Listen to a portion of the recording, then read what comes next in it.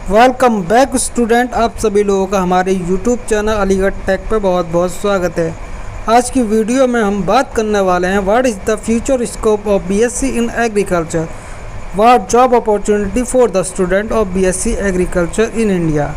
तो दोस्तों, अगर आप भी बीएससी एग्रीकल्चर से करना चाहते हैं या एमएससी एग्रीकल्चर से करना चाहते हैं और ये बीएससी एग्रीकल्चर से करने के बाद या एमएससी एग्रीकल्चर से करने के बाद आपका फ्यूचर स्कोप क्या होगा, यानी कि आपके पास जॉब अपॉर्चुनिटी क्या क्या रहेंगी, तो काफ़ी ज़्यादा स्टूडेंट को ये पता नहीं होता कि आप किस सेक्टर में जाने वाले हैं बीएससी करके या एमएससी करके, और आपका फ्यूचर सिक्योर रहेगा या नहीं रहेगा, आपका प्लेसमेंट हो जाएगा या नहीं हो पाएगा। तो काफ़ी ज़्यादा लोगों की कमेंट आ रही थी, सर जॉब अपॉर्चुनिटीज़ के बारे में बताइए। काफ़ी ज़्यादा स्टूडेंट जो हैं एएमयू में बीएससी कर रहे हैं, लेकिन उन्हें जॉब अपॉर्चुनिटीज़ के बारे में पता ही नहीं रहता और फीस भी काफ़ी ज़्यादा रहती है इसकी, तो इस बारे में पता ही नहीं था। तो मैं आपको आज इस वीडियो के माध्यम से बताना चाहता हूँ कि आपके पास क्या क्या जॉब अपॉर्चुनिटी रहेंगी क्या जब आप अपना बीएससी एग्रीकल्चर या एमएससी एग्रीकल्चर से कर लेते हैं। तो वीडियो थोड़ा सा लेंथी रहने वाला है, लेकिन काफ़ी ज़्यादा इन्फॉर्मेटिव रहेगा, तो आप जो है वीडियो को एंड तक ज़रूर देखें। तो सबसे पहले हम बात कर लेते हैं कि ICAR क्या होता है।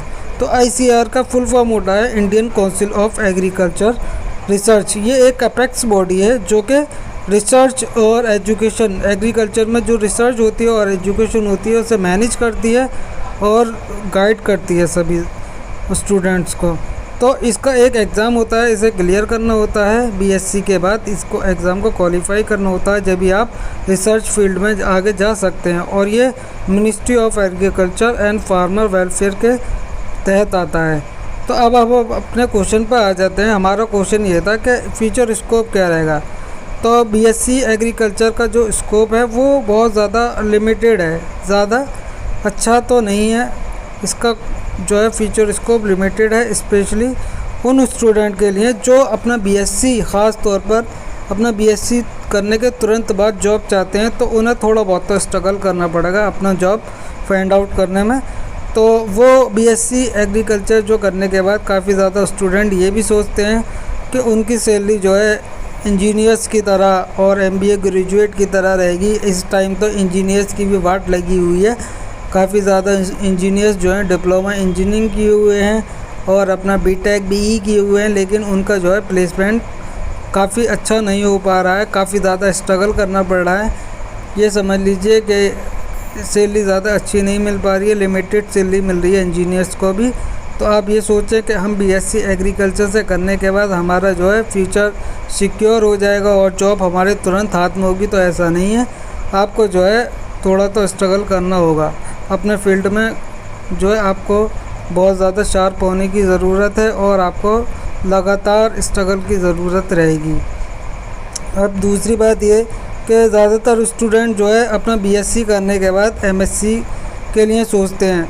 अगर आप ICAR का जो एक एग्ज़ाम होता है, इसे अगर क्वालिफाई नहीं कर पाते तो फिर आप किसी काम के नहीं रहेंगे। और अगर आप अपने रिसर्च फील्ड में जाते हैं तो आपको नेट JRF और SRF का क्वालिफाई करना होगा एग्ज़ाम, उसके बाद ही आप साइंटिस्ट या प्रोफेसर के लिए एलिजिबल हो पाएंगे। अब दूसरी PhD के मतलब PhD के एडमिशन के लिए ही एलिजिबल तभी हो पाएंगे जब आप नेट JRF क्वालिफाई कर लेंगे तब।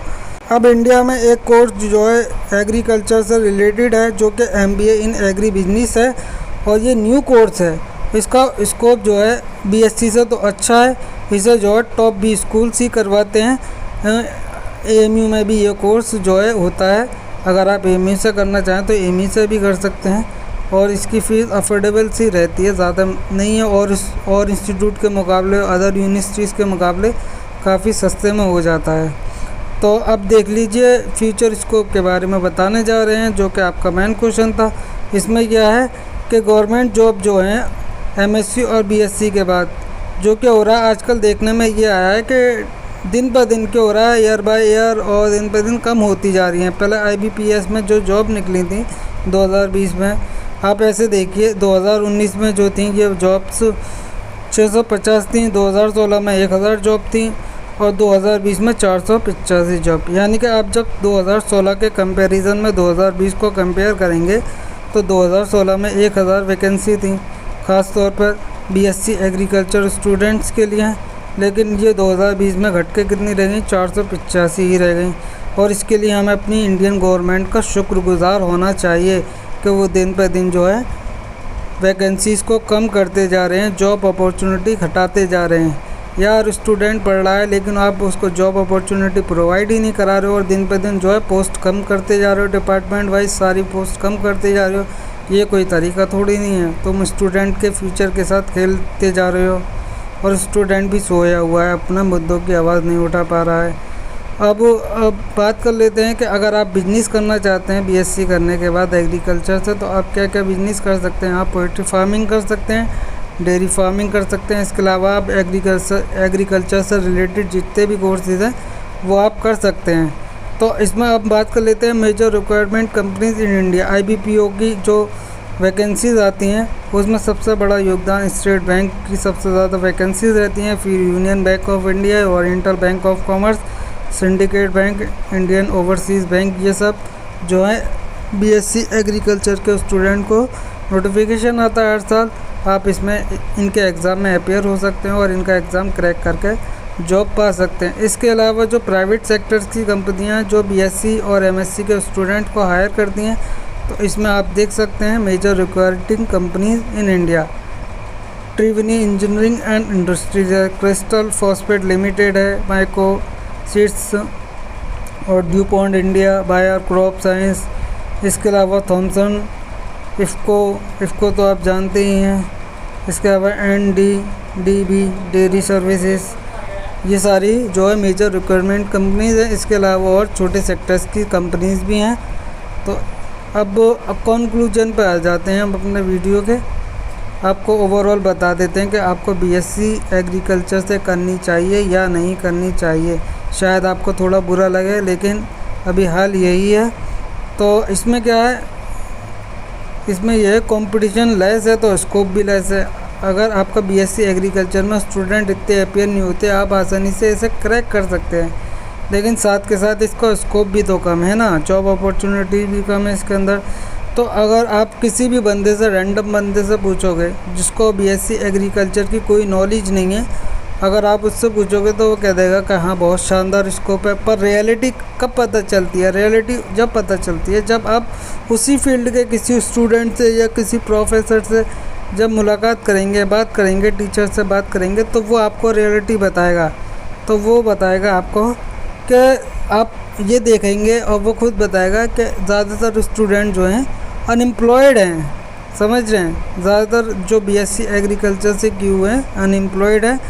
और बीएससी की क्या बात, आजकल तो जितने भी कोर्सेज हैं, चाहे आप बीटेक ले लीजिए, चाहे आप एमबीए ले लीजिए, चाहे आप बीए बीकॉम, ज़्यादातर स्टूडेंट जो हैं इस टाइम अनएम्प्लॉयड ही हैं।